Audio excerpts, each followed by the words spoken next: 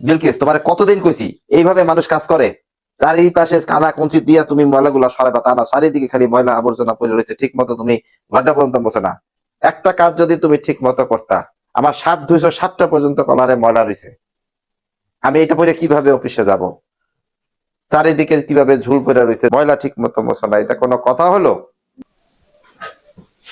এই তুমি যা বলার আমারে বলো। আমি তো অবাক।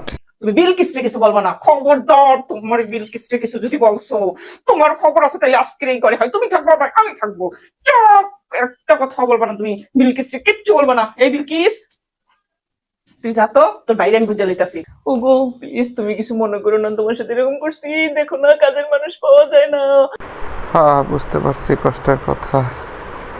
বিলকিস চলে গেলে আমাকে দুইজনের মিলেমিশে কাজ করা লাগবে। ওগো তুমি কিচ্ছু করো না সোনা, প্লিজ প্লিজ। কি যে যন্ত্রণায় পড়লাম। La la la la